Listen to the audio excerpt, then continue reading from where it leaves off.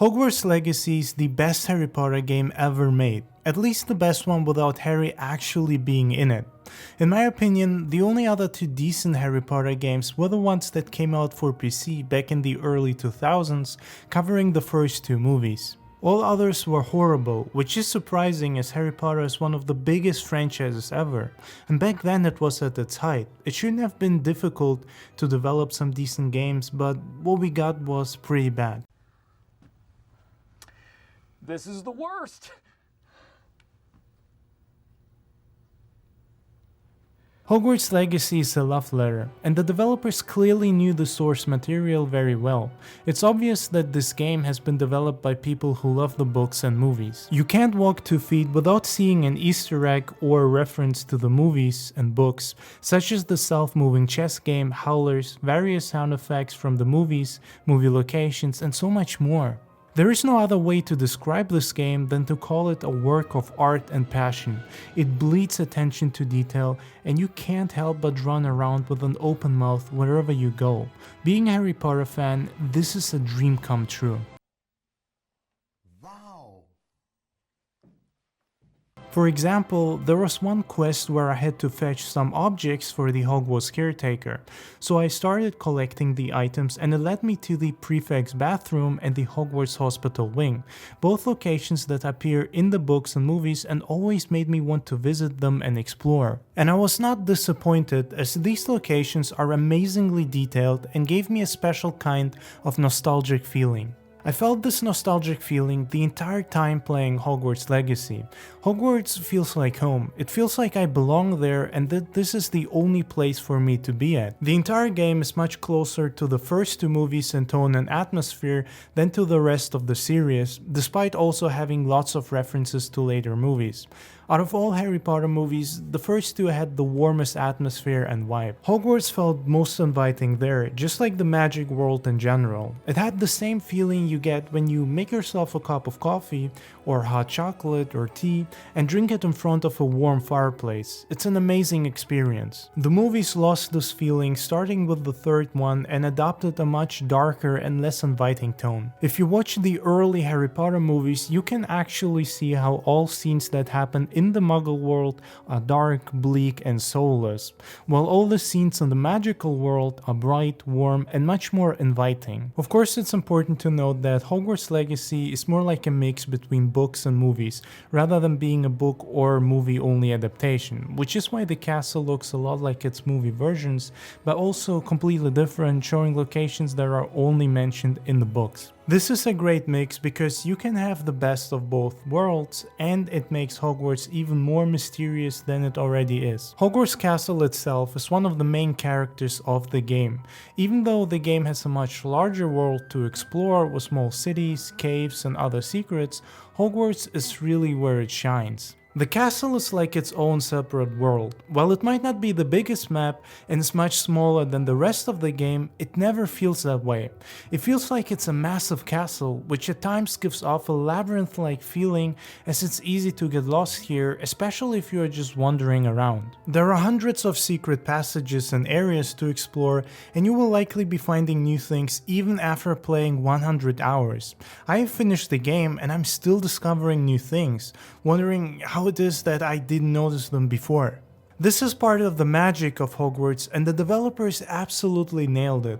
The castle feels like a living and breathing magical location, like it has a mind of its own that is constantly changing.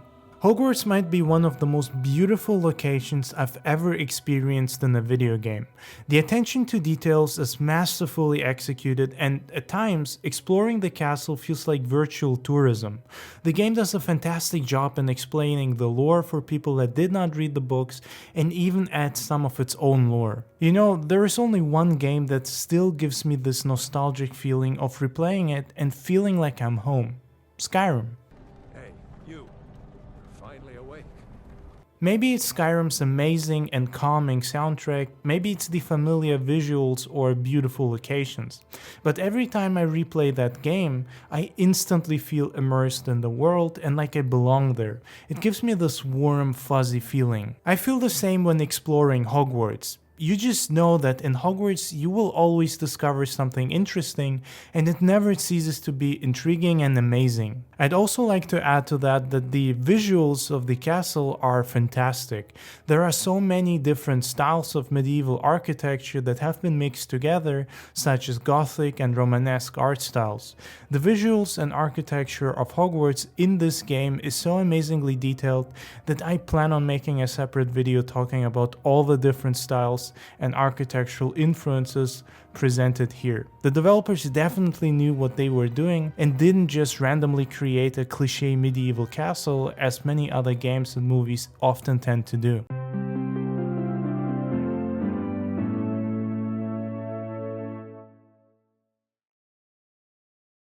While Hogwarts is the main attraction of this game and offers enough content to keep you exploring for days, if not weeks, there are tons of other locations. In fact, Hogwarts is just a small part of a huge map filled with Easter eggs, secrets, and cool locations. Now, granted, out of all those locations, Hogwarts is the most detailed one. Still, as a fan of the books or movies, you will probably spend more time exploring than actually playing the story. At least, that's what I did. Hogsmeade Station, the Forbidden Forest, you can explore all of them, and they all have unique interactions, collectibles, and side missions. The entire time running around those locations, I had this special magical feeling. You know, when you're home, it's raining or snowing outside, but you made yourself a warm hot chocolate, tea or coffee, and you just decided to relax by watching a movie or reading a book or playing a game. Well, I was experiencing this feeling while exploring Hogwarts Legacy, and it made me realize how great of a job the developers managed to do in catching this magic. Hogsmeade is one of the best representations of a magical but realistic depiction of a fantasy town. You can actually believe and see people live there, unlike in many other games where the towns and cities are either dead or completely unrealistic, leaving you wondering how people were able to live there. The open world here is not innovative or mind-blowing. Don't expect a Skyrim-type sandbox filled with thousands of quests. The thing that makes it unique is the beautiful art direction, and it sticks close to the lore of the books and movies while adding some of its own here and there. Yes, there are caves and underground labyrinth and tombs to explore like you'd expect to see in such a game, but they are not the focus. There is repetition here, but it's never so much that it would start to get annoying or boring. I think the game would have benefited from taking place in Hogwarts alone. Instead of being an open world, they should have just made Hogwarts the main location by simply making the castle huge and open to explore. Hogwarts is an ever-changing castle that is bigger on the inside than the outside. This alone could offer so many opportunities and cool ideas. The world that they made is fun and it's great. I really enjoyed exploring. However, you can see that a lot of the locations that were added only exist because the developers likely felt the need or pressure to please the fans and were afraid of disappointing. Because story-wise, the majority of locations outside of Hogwarts, Hogsmeade, and the Forbidden Forest don't really play any major roles or have any significant events going on. That's not to say that the locations that do exist are not well made. They absolutely are for the most part. But I think the game could have benefited from being more focused and not trying to cover such a large area. Another thing that's a little weird are the conversations by random NPCs. Especially in the school, you'll stumble on groups of students having conversations, and honestly, most of these conversations are a bit nonsensical. Imagine all the walking we'd have to do if we didn't have owls to deliver our post. I almost bought an owl in Diagon Alley.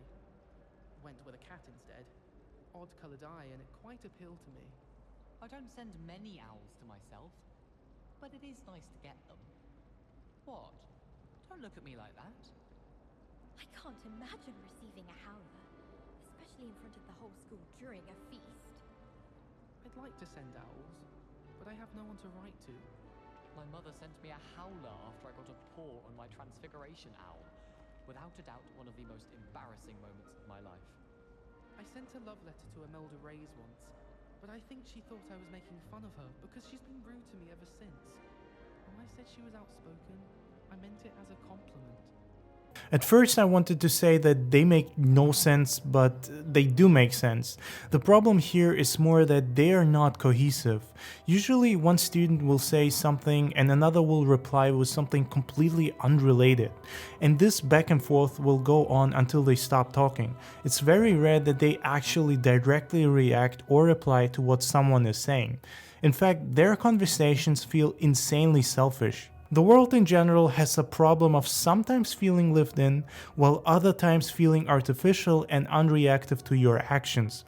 There are very few objects that you can break or destroy, for example, and you have very limited options when it comes to interacting with the world in general, outside of story missions, side quests, or challenges. This just further makes me believe that the world should have been much smaller, but in turn with much more interactivity. Normally, these factors would make me think that the developers did a sloppy job, but in this case, with the studio being young and on a budget, I can look past these issues, especially since they made a phenomenal job when it comes to art direction and attention to details, as well as the overall amazing atmosphere. I can absolutely recommend this game to anyone that is a fan of Harry Potter, be it books or movies or both, and to people that love fantasy games in general.